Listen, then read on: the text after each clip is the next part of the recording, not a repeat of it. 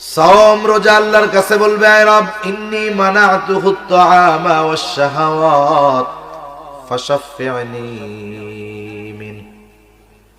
আল্লাহ রাব্বুল আলামিনের কাছে কোরআন সুপারিশ, রোজা সুপারিশ করবে, বলবে আল্লাহ আমি তাকে খানা থেকে, স্ত্রীর কাছে যাওয়া থেকে বাধা প্রদান করেছি, আপনি তার ব্যাপারে আমার সুপারিশ কবুল করেন।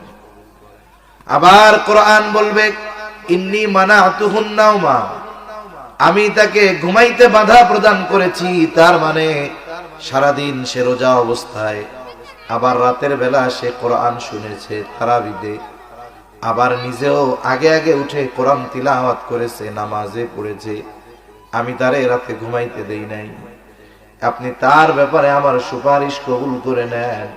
নবীজি বলেন আল্লাহ রাব্বুল আলামিন কোরআন আর রোজা যখন সুপারিশ করবে, ওই ব্যক্তির ব্যাপারে কোরআন আর রোজার সুপারিশ আল্লাহ কবুল করে নিবে।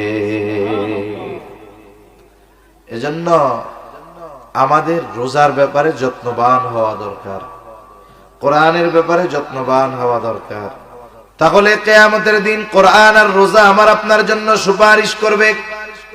ইয়া আইয়ুহাল্লাযীনা আমানু কুতিবা আলাইকুমুস সিয়াম কামা কুতিবা আলাল্লাযীনা মিন ক্বাবলিকুম লাআল্লাকুম তাত্তাকুন। আল্লাহ তাআলা বলেন, হে ঈমানদারেরা, তোমাদের উপরে রোজা ফরজ করা হয়েছে যেমনি ভাবে তোমাদের পূর্ববর্তীদের উপরেও ফরজ করা হয়েছিল। লাআল্লাকুম তাত্তাকুন, রোজা ফরজ করার উদ্দেশ্য হলো যাতে তোমরা মুত্তাকি হতে পারো। এই রোজা সিয়াম, এটা ইসলামের 5টি ভিত্তির একটি।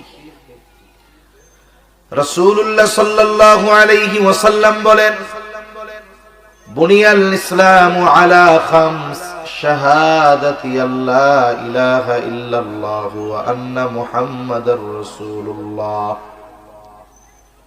ওয়া ইকামিস সালাতি ওয়া ইতাইজ যাকাত ওয়াল হজ্জি ওয়া সাওমি রমাদান।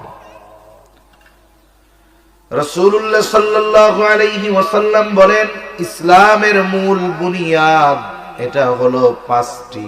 1 নাম্বার, এই কথার সাক্ষ্য দেওয়া যে আল্লাহ ছাড়া কোনো ইলাহা নাই এবং মুহাম্মাদুর